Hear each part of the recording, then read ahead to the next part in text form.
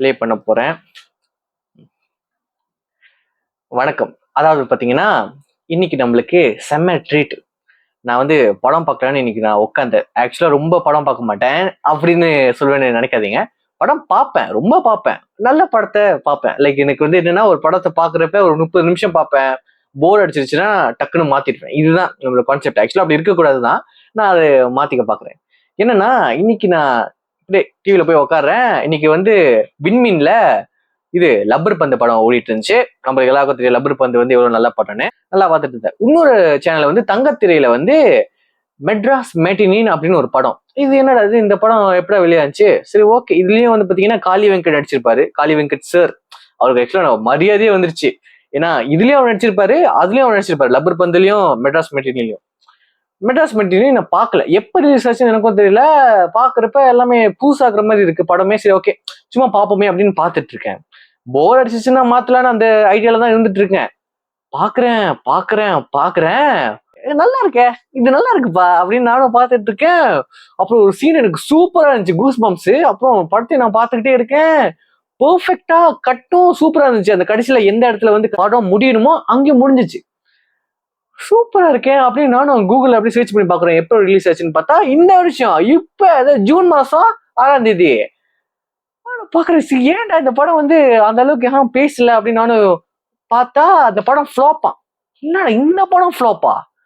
படம் சூப்பரா இருந்துச்சுங்க, மெட்ராஸ் மெட்டினி. சரி, அந்த டைம்ல எந்த படத்தோட ரிலீஸ் ஆச்சு தெரியுமா? தக் லைஃபோட ரிலீஸ் ஆச்சு. நீங்க பாத்தீங்கன்னா தக் லைஃபோட ஃபர்ஸ்ட் டே கலெக்ஷன் வந்து கண்டிப்பா அந்த மெட்ராஸ் மெட்டினி டோட்டல் கலெக்ஷன் கூட அதை எடுத்திருக்காரு. இது வந்து உறுதி, நம்ம எல்லாருக்கும் தெரியும். ஏன்னா தக் லைஃப்ல வந்து சிம்பு சார், கமல் சார், அப்புறம் மணிரத்னம் சார், அப்புறம் ஏஆர் ரமன் சார் எல்லாருமே சேர்ந்து இந்த படத்துல இருக்காங்க. ஸோ கண்டிப்பா அந்த படம் வந்து ஹைப்லாம் கூடி இருக்கும். ஆனா வந்து அந்த படம் என்ன பண்ணுச்சுன்னு நம்ம எல்லாருக்கும் தெரியும். என்னமோ இப்போ ஓடிடில வந்து எல்லாரும் அந்த படத்தை வந்து நல்லா இருக்குப்பா, அந்த அளவுக்கு எந்த பிரச்சனை இல்லைன்றாங்க. எனக்கும் தெரியல. தக் லைஃப் வந்து நானே ஓட்டி ஓட்டி தான் பார்த்தேன். சரி, ஓகே, அது விடுங்க. ஆனா இந்த மெட்ராஸ் மெட்டீரியல் வந்து அந்த டைம்ல தான் ரிலீஸ் ஆச்சு. எதுக்கு வந்து இதுக்கு நல்ல அங்கீகாரம் கிடைக்கல அப்படின்னு எனக்கு ஒரு சின்ன வருத்தம். ஏன்னா பாத்தீங்கன்னா படத்துல வந்து சின்ன சின்ன விஷயத்த கூட நல்லா எக்ஸ்பிளைன் பண்ணியிருப்பாங்க. ஒரு பாட்டிக்கும் ஒரு பேத்திக்கும் இருக்கிற ரிலேஷன்ஷிப்பா இருக்கட்டும், அம்மா பிள்ளை ரிலேஷன்ஷிப்பு, அக்கா தம்பி ரிலேஷன்ஷிப்பு, ஏன் அப்பா பிள்ளை ரிலேஷன்ஷிப்பு, இதுதான் மெயின். அதுக்கப்புறம் என்ன, இந்த கேஸ்டான இஷ்யூலாம் இருக்கு பாத்தீங்களா, அது கூட அட்வைஸ் பண்ணியிருப்பாங்க இந்த படத்துல. ரொம்ப நல்லா இருந்துச்சு. அந்த கதை வந்து ரொம்ப புரிய, லைக் ரொம்ப காம்ப்ளெக்ஸா கட்டணும் அப்படிலாம் இல்ல. அது இந்த கதை சிம்பிள், இப்படிதான் இது நடக்குது ரியல் லைஃப்ல, எப்படி போகுதா, அவ்வளவுதான்.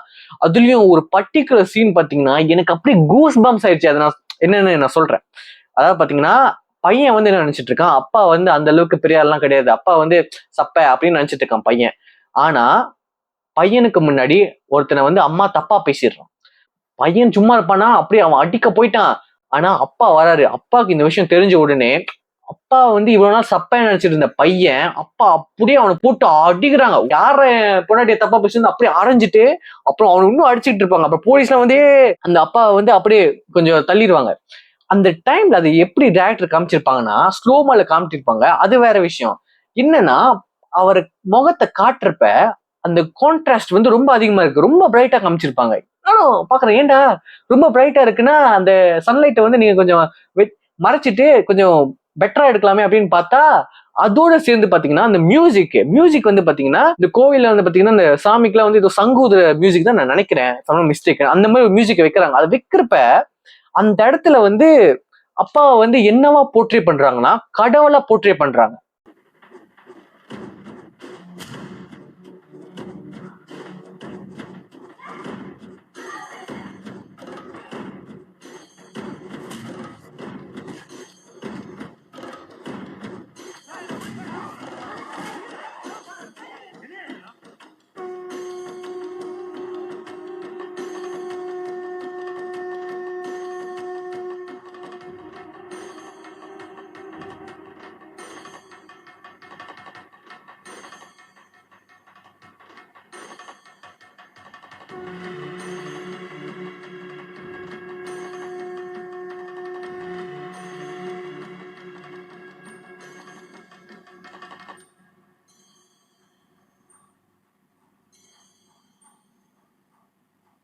இவ்வளவு நாள வந்து அந்த பையன் ஏன் அப்பாவை சப்பையா நினைச்சிட்டு இருந்தானா, எந்த ஒரு பிரச்சனைக்கும் வந்து வெம்புக்கும் போகாம நம்ம பாட்டு நம்ம வேலை உண்டுன்னு இருக்கலாம்னு நினைச்சிட்டு இருந்த ஒரு அப்பா கேரக்டரு இப்ப என் குடும்பத்தை ஒருத்தன் இன்ஸ்டால் பண்றான்னா நான் வந்து அவனை போய் அடிப்பேன், ஏன்னா வந்து நான் தான் இந்த குடும்பத்துக்கு கடவுள், காக்கிற கடவுள் அப்படின்னு அழகா டைரக்டர் வந்து அந்த ஸ்கிரீன் பிளேல காமிச்சிருப்பாங்க. எனக்கு அதெல்லாம் வந்து செம்ம கூஸ் பம்ப்ஸ்.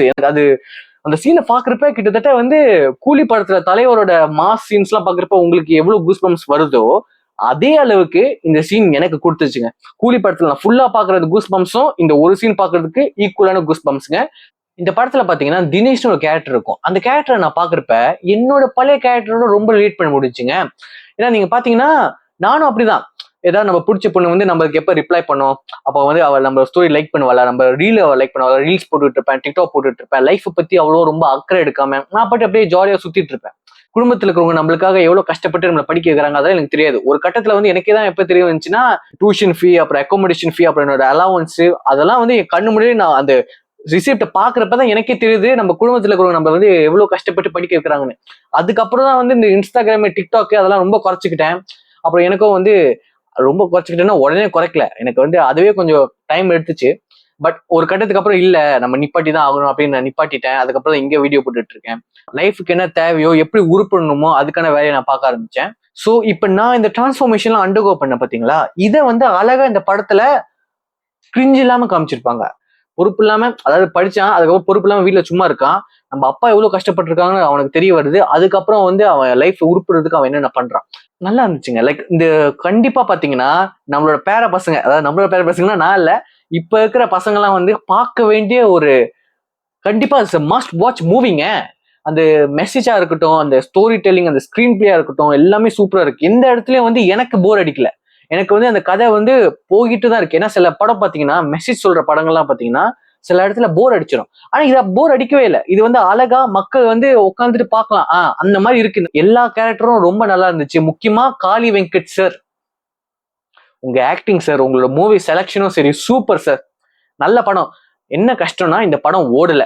இந்த படம் வந்து பாக்ஸ் ஆஃபீஸ்ல ஒரு ஃபிளாப். அது வந்து ரொம்ப கஷ்டமா இருக்குங்க. அந்த டைரக்டரோட மனநிலையை நினைச்சு பாருங்களேன். ஒரு நல்ல கதையை தான் எழுதியிருக்கோம், அது நல்லா தான் நம்ம டைரக்ட் பண்ணியிருக்கோம். ஆனா மக்கள் வந்து அந்த அளவுக்கு அந்த படத்தை வந்து தியேட்டர்ல வரவேற்கல. சோ அந்த மாதிரி எழுத மாட்டாங்க திருப்பி. நீங்க என்னதான் ஓடிடில நீங்க நல்லா செலிப்ரேட் பண்ணாலும் அது வந்து ஹெச்டி பிரிண்ட் தானே, யாருன்னா டவுன்லோட் பண்ணி பார்க்கலாமே, அதுல அவங்களுக்கு என்ன ப்ராஃபிட் வருது. 1001 நல்லா தான் இருந்துச்சு அந்த படம். ஆனா அப்ப இருக்கிறவங்க வந்து அந்த படத்தை மிஸ் பண்ணிட்டாங்க. இப்ப செலிப்ரேட் பண்ணி பார்ட் 2 கேக்குறாங்க. அன்பேசியும் ரொம்ப நல்லா இருந்துச்சு. அந்த படம் வந்து யாருமே தியேட்டருக்கு அவ்வளவா போலியா, அந்த படமும் ஒழுங்கா போலியா. சுந்தர் சி கிட்ட இந்த மாதிரி படம் திருப்பி எடுங்கன்னு கேட்கிறப்ப அவருக்கே கோவம் வந்துச்சு. ஏன்டா அந்த எடுக்கிறப்ப நீங்க செலிப்ரேட் பண்ணல, இப்ப நீங்க செலிப்ரேட் பண்றீங்களா அப்படின்னு அவரே கடுப்பாயி ஒரு இன்டர்வியூல சொல்லியிருப்பாரு. அதுக்கப்புறம் மெய்யலுக்குன்னு இப்ப வந்து மெட்ராஸ் மெட்டினி. அப்புறம் இது இப்படியே போயிட்டு இருந்துச்சுன்னா தமிழ் சினிமா நல்ல நல்ல படங்கள்லாம் வராது. ஆக்சுவலா நான் எல்லாருமே நான் பழி போட முடியாது. நான் என்ன பண்ணேன், நானே வந்து பாத்தீங்கன்னா இந்த படம் ஒண்ணு வெளியே வந்துச்சுன்னு எனக்கு தெரியாது. அது வந்து ப்ரொமோஷன்ல தாங்க இருக்கு. அவங்க வந்து ப்ரொமோஷன் வந்து நல்லா பண்ணாங்களா, எந்த அளவுக்கு பண்ணாங்களான்னு தெரியல. பட் என்னன்னா இந்த படத்துக்கு நல்ல அங்கீகாரம் கிடைச்சிருக்கலாம். டூரிஸ்ட் ஃபேமிலி ஒரு படம் வந்துச்சு பாத்தீங்களா, நல்ல வேலை படத்தை வந்து எல்லாரும் வந்து செலிப்ரேட் பண்ணாங்க.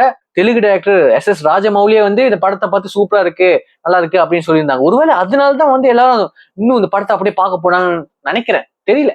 பட் நல்ல வேலை அந்த படத்தை நீங்க விடலையே. டூரிஸ்ட் ஃபேமிலி எப்படி வந்து ஒரு ஹோல்சமான ஒரு ஃபீல் கொடுத்துச்சோ, இந்த படத்தை வந்து பார்த்து முடிக்கிறப்ப உங்களுக்கு ஒரு ஹோல்சமான ஒரு ஃபீல் கொடுக்கும். இந்த மாதிரி படத்தை நம்ம செலிப்ரேட் பண்ணணும். சோ அது யார் கையில இருக்குன்னா, இந்த மாதிரி ஒரு படம் வெளியே வந்துச்சுன்னா இன்ஃபுளுசர்ஸ்லாம் இந்த படத்தை பார்த்துட்டு ஓகே நல்லா இருக்கு மக்களே, போய் பாருங்க மக்களே அப்படி சொல்லணும். கண்டிப்பா சொல்ல மாட்டீங்க, ஏன்னா அப்படி சொல்றதுனால உங்களுக்கு என்ன நன்மை இருக்கு. அது வேற ஒருத்தரோட படம், அவனுக்கு காசு கொடுத்தா நான் வேணா நல்லா இருக்குன்னு சொல்றேன், காசு கொடுத்துட்டு இன்னொரு படத்தை கிளிக்கணுமா அதையும் நான் பண்றேன் அப்படிதான் பண்ணுவீங்க. ஸோ ஓகே, இன்ஃபுளுசர்ஸ் ஒரு பகுதி வைங்க. தமிழ் சினிமால வளர்ந்து வந்துட்டு இருக்கிற ஸ்டார்ஸ், இல்ல வளர்ந்து வந்த ஸ்டார்ஸ், துப்பாக்கியை கொடுத்தவங்க, துப்பாக்கியை வாங்கினவங்க, அந்த மாதிரி ஸ்டார்ஸ் எல்லாம் இருக்காங்க பாத்தீங்களா, அவங்க எல்லாம் வந்து கண்டிப்பா தமிழ் சினிமா வந்து அப்டேட்டடா இருப்பாங்க.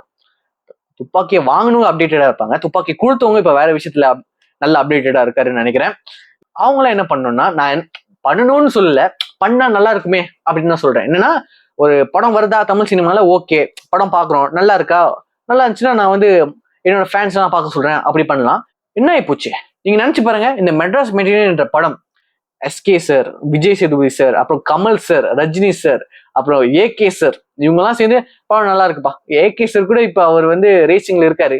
வேற பெரிய பெரிய ஸ்டார்ஸ் இருக்காங்களா, இந்த படம் பாக்குறப்ப இந்த படம் நல்லா இருக்குப்பா போய் பாருங்கப்பா அப்படின்னு சொன்னா சொல்ல மாட்டாங்க.